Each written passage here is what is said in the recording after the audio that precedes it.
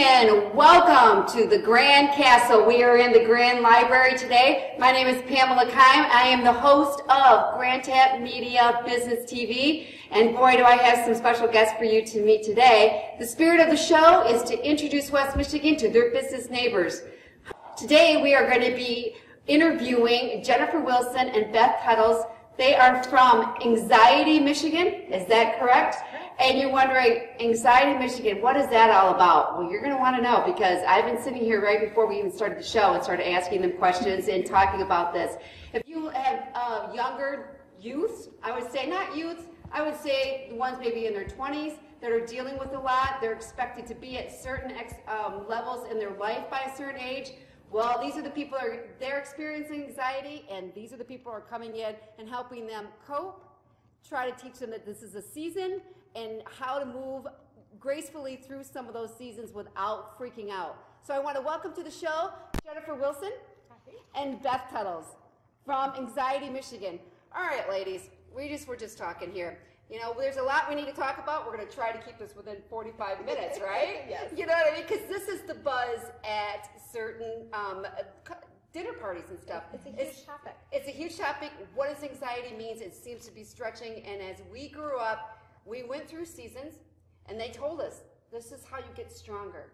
And you don't wish bad on people, but it's almost like if we take care of everything for you, how are you going to cope? Because you know we're not going to be around forever, right? And or you want them to move on to maybe even out of the state, live alone. If you can't handle just your college years, how are you going to handle your adult years? And nobody talked about that. And so I want you to share with me what you guys are doing and what the goal is of Anxiety Michigan. So Anxiety Michigan it's a platform that Beth and I designed together. And you can always learn more at anxietymichigan.com. But it's not a business. It's not something separate than what we were both doing already. Well, tell me what you do that brought you in. I'm a life coach, and where I really got started in this anxiety part is so many of my girlfriends whose kids are high school and early college age kept asking me if I would coach their kids. And I got started as an executive coach, and that's launched into much more life coaching over the years. But I thought, wow, they're kids. Like, what do I need to coach them around? And I'll tell you. Yeah, they're like anxiety. They have so much anxiety, and I thought it was a buzzword. I thought it was a trend. Right. I thought, oh, the kids have got this word and this language, and there are some things that are really different. So, I didn't ever sit in a classroom and worry that a shooter might come in. I mean, times have really, truly changed. I didn't have a cell phone. If I got in a fight with a girlfriend, I might go home and try to get a couple of my other friends on my side, and then my mom would usually figure out what was going on, and by the next morning, the fight's over. Nowadays, these girls they'll text 14 of their friends.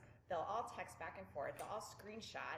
The next day at school, you're still fighting with that friend, and you've got all the screenshots to prove everything nasty thing you said about them, like teenage girls tend to do. So right, we could be me. Yeah, we can. I mean, so the truth is that the world is a lot different, and so I was like, no, I think there is a need here. And as I really started working with more of them, I felt I knew what Beth did. We were friends for a long time, and I kept sending them her videos, and she'll talk about the EFT tapping, and then they wouldn't, they might look at a video, and finally I made it mandatory that they do, you've got to work with Beth too, because the mind-body connection to manage anxiety is huge. And so what you do is... Yeah, so I'm actually an emotional freedom technique practitioner. Okay. It's a mouthful. The easiest way to describe it is acupuncture without the needles. So I'm actually teaching people how to use your fingertips, and you're tapping on acupoints either on your face and upper body or just your fingers. And as you do this, it's literally sending a response to your body that you're calm and okay. So we're really like tricking the brain. So it turns off that stress response instead of amplifying it. So what we're trying to do is combine and help people understand that anxiety is real. We all feel it, right? But we can manage it. We're never going to completely get rid of it. There's just, the world is stressful, things change, they show up, but we can have tools to manage the stress. Right, and when I know you deal with a certain age level right now with this program, correct? Yes, so the hashtag Fearless program, which is our first launch with this, is a focus on 16 to 22-year-olds. And we picked that age group because that's who we were already working with and doing the referrals back and forth. Okay. So Anxiety Michigan is a place where now you can find us both and understand why we believe working with us both is really a key to helping them build a toolbox so that then they can manage the anxiety themselves instead of the anxiety managing them. The idea is that they don't work with us forever, they work with us for a short period, and we kind of toss them out of the nest. Is that what you do? Is you toss them out? That's kind of the idea, is like, this is normal. Okay. Here's some things that you can try. Bring us your specific anxiety, because everybody's looks different. Okay. And then let's figure out the things that are going to work for you for a lifetime, really. And so that is the goal, is just to work with these kids for how long of a, 3 to 6 months. 6 months, there's a program that you have developed, and then you when your person comes in, they have anxiety, how do you know it's not something, it's beyond what a normal anxiety experience, or maybe they've just sat there and just put these thoughts, do you understand what I'm saying? They walk them off the ledge. Where is this? With both of our trainings, but with the coach training and the EFT training as well, we're trained to look for different traumas. So if it's a heavy trauma-based anxiety, that's where somebody needs to get some psychological help and needs something bigger than us. But so much of what's going on for kids is around testing, is around choosing what college, studying. Parents. Yeah. Let's talk about that. Parenting, yes. So that's being a parent myself. A lot of the kids will come back and there's So the school stress, but it's like, what do I do with my parents at home? Right. So they're always on me about what grade are you getting? Why do you get, why didn't you score better on this test? Have you applied for this college? So it's a lot of pressure that they feel, that the kids are feeling from their parents. And why do you, okay. I will have to be honest, I was the same way. I felt if my kids needed a certain grade point average, they needed to keep that up with sports. And I really, now that I'm out here doing everything myself, I couldn't even imagine having that kind of stress. Yes. Worrying about every test that came in, every anxiety. What's the schools doing to help kind of alleviate that? If I'm not saying you have to go in and tell the parent, but maybe coaching parents is like, look, the world has kind of changed because now colleges are the biggest thing to go to right now, even though we all still want our kids to go to college. But there is some other alternatives coming out there. And before we didn't give our kids alternatives. Yeah. I will have to tell you, back in the early 2000s. And I think really schools aren't pushing on the alternative too much either right now. It's really pushing for the scores and what college. So even the kids that possibly would do great in an alternative, they feel that pressure Right. from school. So I think it's what we're doing is we can't change all of those dynamics at one time, but if we can give them tools to manage and to be aware and understand their stress, it's going to help them to deal with the pressure that's coming from the counselors, the teachers, the parents. And what are you sitting, when you're sitting, okay, so you're talking to, what do you call it, not youth? I don't even want to use that as a word, because honestly, you think youth under the age of 18, but you're not dealing with that, young adults. High school. Right. You're sitting there, and we go to your, meet with you, and we start talking about that. What are you asking them? What would you, you know what I'm saying? Yeah, the first place that we start, they start with me, and so I'm always working on the brain and how they think, and Beth is working on the mind-body connection, so that's the link. So we start with a basic, it's a Myers-Briggs personality test, and we go through and...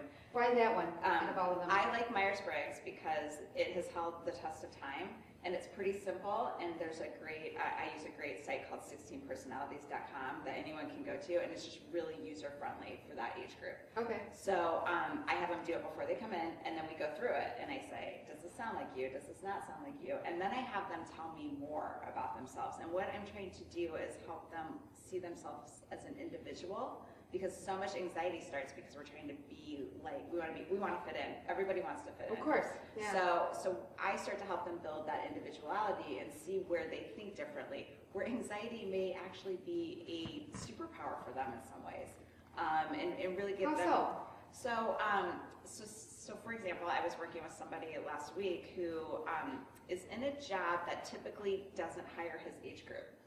And so he works with all of these people who are much older than him, and he has constant anxiety, as anyone would, but his anxiety is a sensitivity for him. So instead of coming into that role really arrogant, like I'm the young blood that's here to change everything. Right. He's trying to listen and learn and understand, maybe a little too much, right? But there's also that point where that sensitivity that you have, that your anxiety is showing you that, and that's a benefit. That's going to really help you be more effective at your job. How do they like that, hearing that? I mean, his whole face changed, Pam. It was like, he was like, no one's ever told me that my anxiety was a benefit to me. Right. But do we teach our kids that this is normal anxiety? Be graduating from high school trying to figure this out, right? But what's normal for right. One? Exactly. But what do you say? Like, because we're older, we're seasoned, and we'll tell you, just you ride this out like a breakup. Right, true. Right? I mean, it is not, if we all fell apart, we all fell apart, we got broken up with, and we thought it was the end of the world. There's never going to be a guy out there, there's never going to be our woman out there, she's the one, and then all of a sudden, time steps in, and then you get up and you have a good night. There's something to be said to have a good night's sleep. Yep. Somebody said, sometimes you just need to relax and and then all of a sudden you're like, wait a minute, this isn't as bad as I thought. But sometimes it takes 6 months, a year, right? So what do you tell these kids that this is normal? I don't know where you're not going to get some kind of type of anxiety when you go through situations. Well, yeah, it's impossible not to. Like we said, we can't get rid of it even for adults. Even as adults, we're going to have anxiety in situations. So it's, like she was talking about, like, use it to your advantage. It's, once you kind of recognize it and call it out, it takes the power away from it a little bit. Right. Instead of like getting how we get caught up in our head on the story or something that's not in our favor, and the more we replay it, it gets bigger and bigger and bigger. It turns into this big monster in our head, where if we can just acknowledge it, kind of take the power away, then it's easier to deal with or to look at. But we can't, we're not gonna get rid of all anxiety. And for us as parents, yes, we've already gone through the breakups and that, and we're like, oh, you'll survive, you'll get through it. But for a kid to say that, it's like dismissing that feeling and that anxiety. You don't understand. Well, you didn't love your boyfriend like I love, or my girlfriend like I love. I get that all the time. I'm like, okay.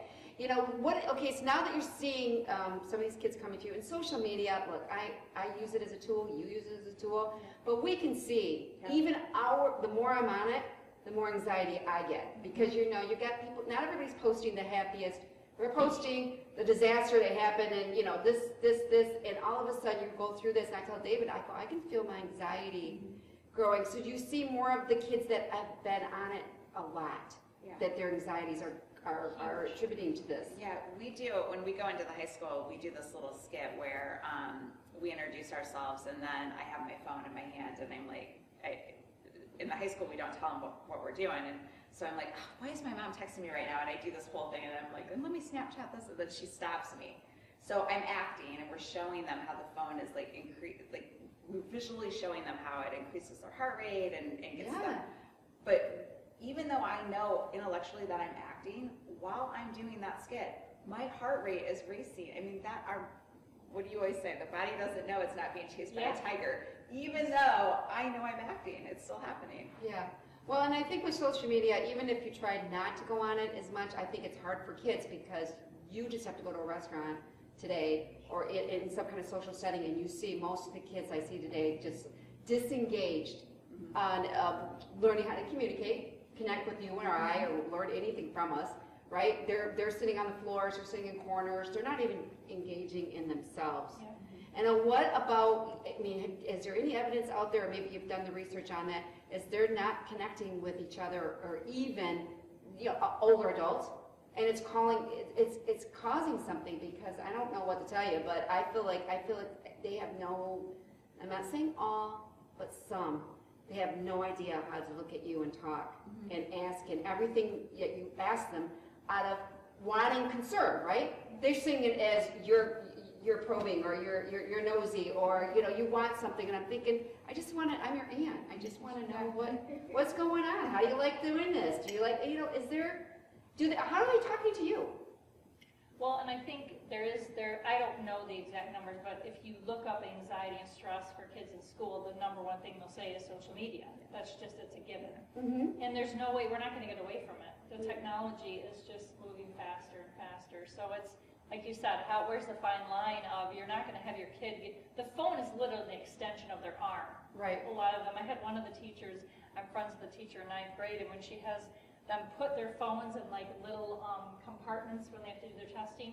And she says when the class is over, they're all just sitting there and they'll start lining up because they need that phone back. It's that much of a problem. But I don't know how we solve that. We can't, we're not going to stop technology. You're not going to solve that, no. You're not going to stop technology. Again, if we can teach them tools that they're literally, it is so simple if we just take the time, even for adults, to acknowledge. But adults are just as bad. If you go into restaurants, the whole family, the mom, the dad, the two kids, everyone's on their phone and no one's talking. I have mom friends that will have their phone in their hand, surfing Facebook, yelling at their kids to get off their phone. I'm not even kidding. Like, it for real happens. And I'm just like, what is going on right now? Well, I will tell you, I use my phone a lot. I have it with me. I will drive back home to get it. It's probably the only thing I would do with my computer, even my purse. As long as I have my phone. I could be without my license. I'm like, well, I'm going to take my chances here, right? But my phone, because I feel like if I ever broke down, I would be standing, because most people driving by, you know they have a phone. You're not going to pull over. It's like, you know what, or I'm not going to call it in. Somebody else probably did, right? Because we assume somebody else has been to the aid to somebody's help, right? Because they have a phone. But I will tell you, well, my phone was kind of out of service. My computer, I was electronic free for 5 days. It was literally the most stressful, but yet freeing 5 days I've ever had in the last 5 years. I'm telling you, I went to see friends. I did things around the house. I did not rob I said, you know what? I'm not going to do that on the phone. I don't have to do that because I couldn't create anything to post because my computer was down. I told David, I know it was the most freeing thing. I kept my commitments. Like I said, you know, like if I would have saw you, for example, I'm going to go, let's have lunch, and never call you, know, in a couple of weeks, never, because I'm always busy. I literally went through, who have I promised that I would do that? And I started making calls.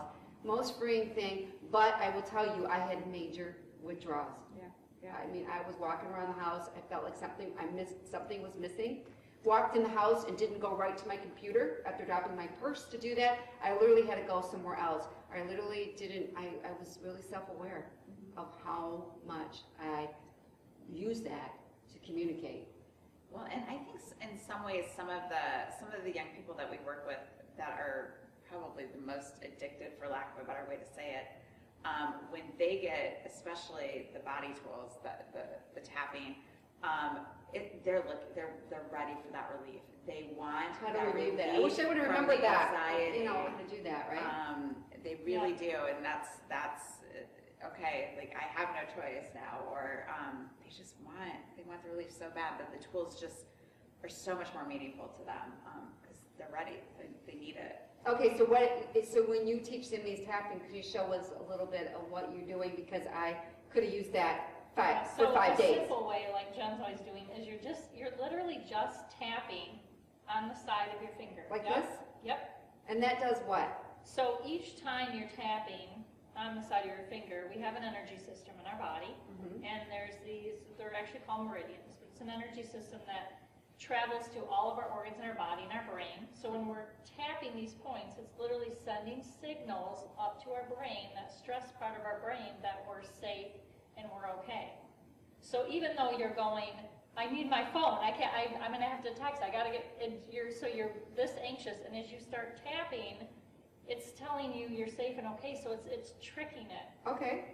So just simply tapping. Both hands at the same time, or just one? You can do one or the Okay. other. If I was driving, I could just do one. Yeah, right? so I'll do it a lot with driving. Okay. For kids in school, they could do it, no one would even know they're doing it. They could do it under their desk, before testing, a speech, same with college. So yeah, you're just tapping your fingers. There are points on your face, but it's not as simple to sit in school and be tapping like Right, this. right. People might take a picture of you and put you on social media, Yes. right? That you're so if we're tapping our fingers, it's simple. And another one that we do where you could just grab one of your fingers. Okay, like, They put a it little doesn't matter pressure. which one? Nope. Okay. So you put a little pressure and you're just pulling off. Like just pulling the energy. And you go down your fingers and pull.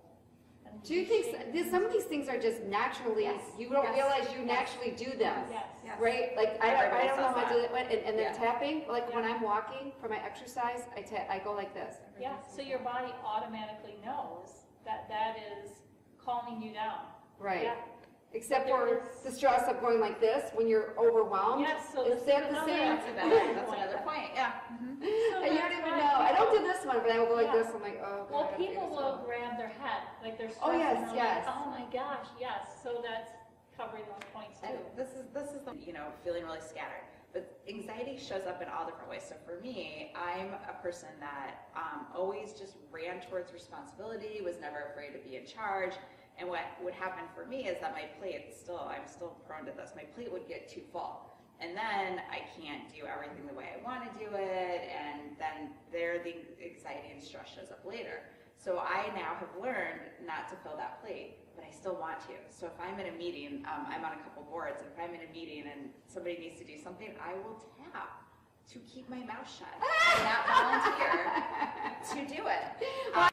Here's the thing. I ask you, do you think some people are getting addicted to the anxiety feeling? Because it makes you feel alive.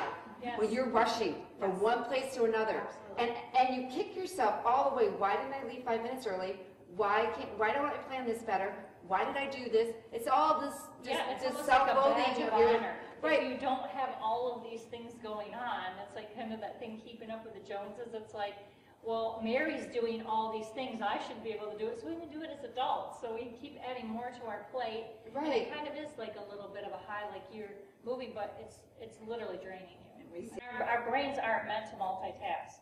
They're Yeah. really not. yeah. Well, yeah. So we're crashing our cars trying Yes. to text, and I'm Yes. guilty. I'm not going to say that too. I'm guilty of that. You know what I mean? Okay, all right, so let's deal with parents. Back to that, because I'm a parent. Can you share with me the struggle I have with my children getting older is where they should be? And we talked about this. It's like all I want to do is be happy. But how can I not probe those questions and not look like they're under investigation? Because I feel like when I go there, I'm like, okay, don't ask that, don't ask that, don't ask. What's a normal conversation to have with your children? Well, and we deal with, with the late high school, we've had some moms who the daughters are just unfortunately mean, mom's safe, right? So they're taking out all that anxiety and aggression on mom, and so we end up consoling moms a little bit. Thank you, because I get tired of being it's my fault. The first, that's it. Do you think it's a bad? I mean, I would highly even recommend women that I went through not having to go to every game, not having to go to. I mean, to say, you know what? I'm sure you'll do great. I just don't. I was at every game, sat in parking lots waiting for them at their practices. Never gave them any I wasn't going to be there. Unless I was out of town, which was rare. But I'm just saying, I look at that. I see moms running and saying, I got to get my kids' game. And I'm not saying I didn't want to be there, but I will have to tell you, my parents did not go to every one of my games. Yeah. Beth, give us a pass. Guys, tell us what to do. Start with a deep breath is what's coming up for Yeah, me. I know. Slow down. Take a Yes. deep breath. Yes. Take a deep breath. Every Just- mom. Yeah. Yeah, just Okay. take a breath. It's like we were using the tapping. Before you open your mouth, you're going to possibly probe your kid or ask, do some deep breaths, tap Okay. before the conversation so that you can be in balance and grounded and there's not that stress surging through your body. And yeah, you'll just come across more. Should your kids see you? Should your kids see that you're It's- overwhelmed and then it's say, I'm going to really calm good. down. Yes. I'm going to take a And deep they breath. can see you doing it and they'll be like, what? And it's like, yes, you're acknowledging and aware and saying so it makes it look normal to them and acceptable. Especially, we work with the high school and up, but imagine if a child was in elementary school and the mom's saying, I'm getting really overwhelmed and I'm going to take a few deep breaths or tap, and we taught So them healthy for the kids. that young, Right. it would be life-changing for the kids. So you probably would tell parents, you learn this at an early age, some of these things, your kids are not going to kind of Yeah. cope without picking up candy bars or sodas or, are just expecting. I think the way the world is today, they have such an expectation of their friends is beyond what they should be. Yes. I tell my daughter that, I tell her friends are like, something's not being met, and so you are looking for your friends to meet that. And what happens is they burn through friends. They may have one or two, but they could have, like we are all. We go out there, we're friends, and you meet a certain need. But I'm not going to Jennifer. If I was calling Jennifer on a regular basis to fix everything, she's like, you can give me tools, and I don't listen. Right. After a while, right? Yeah. Well, that's where the anxiety is a gift.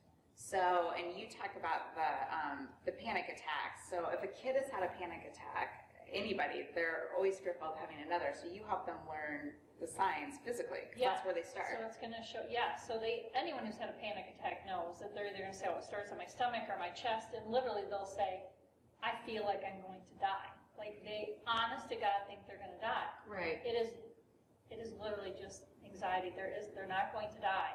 So, and they won't, but if they listen to their body and we feel it, either in our stomach or chest, and we started doing the breathing or tapping, it's going to stop the panic attack from ever happening. So when you're talking about somebody who's burning through friends, right, where are the signs they're missing that this person might not be a good person, or, why is that and what's going on? Sometimes it's just a matter of when you know this, there's been someone in your life that you first met and your body was like, warning, warning, warning. Right. And then you overrode that and too many times. Right.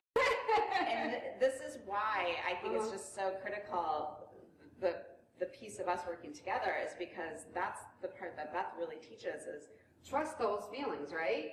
You gotta. Well, one, we're trying to change the conversation. It's not all bad, but we want to work with individuals. The younger, the reason we like young people is they can learn this faster. They don't have all the stories in their head and all the life experience that gets in the way. And so we're here and we want to work with people here in Southwest Michigan. We can work with people anywhere really because it's so much video work, but what else do we want to know? Just anyone that, just understand that there are tools and there are ways that you can combat. You don't have to live like that. Right. Well, there is a thing called familiarity syndrome, and that is that nobody listens to their moms or their dads or even their relatives, right? There's an alternative motive. You're trying to get me to do something, right? That's where, like, when you guys come in, the coaching or she's asking questions, you could ask the same questions Jen's asking, and they are going to shut you down and think, why are you? But with her, it's like it's opening the possibility, or they're thinking like, oh, they don't look at her as a threat or trying to change their life. There's no attachment there, which is what makes it so great. And I'm also trained to just, so it really, like, Mom, you might be asking a question, but you have an ulterior motive. You still have a desire for that child. To be happy, right? It's when it comes to us moms, really in a nutshell. It's like we thought we give them all of this opportunity, that they were going to be making higher decisions than what we were. Because, back when you're 20, you were making, I can't make that decision because I don't have the resources, I don't have the education. We all went through that, right? Now you look at, you've given your kids all those opportunities. You're supposed to be making higher decisions with confidence. Like, but that's not been the case. So other things have taken its place, and now you're looking back, what do you mean you can't make that decision? You have a master's degree, you have this, and so that's what I'm seeing is that we thought they would be happier. We didn't even know what happy was for us at 20 years old. We just knew whatever society told us. You want that. That'll make you happy. So you're finding out that they have all these opportunities and even making the 6 figures, maybe close to it, than we did. And they are not. Well, and they're happy. So what do you know? But they also, I feel like the whole, you're right, we didn't really think about happiness. We're just following step. Now they've been told that they should be happy, and then social media shows them that everybody else is, and they're that not. makes this kind of figures, right? There's more pressure on the happiness piece now too. So again, if you can help these kids, give them coping skills, this will be great, because I'm telling you, it does. The older you get, the more the things you start to think about. And these kids actually, they all think you got it made. Joking, but still, they do, right? All right, when we begin the show, they'll be reaching you through social media. Anxiety Michigan is where they can reach you, and we'll be in touch, and I'm curious to see how this all goes out, and I'll probably give you a call because, you know what, I have my adult children I'm dealing with, so I could use all the help I can get. This is Pamela Kine from Grand Tap Media Business TV. We are in the Grand Library, inside the Grand Castle. We want to wish you a great day, and we will see you next time. Take care, everyone.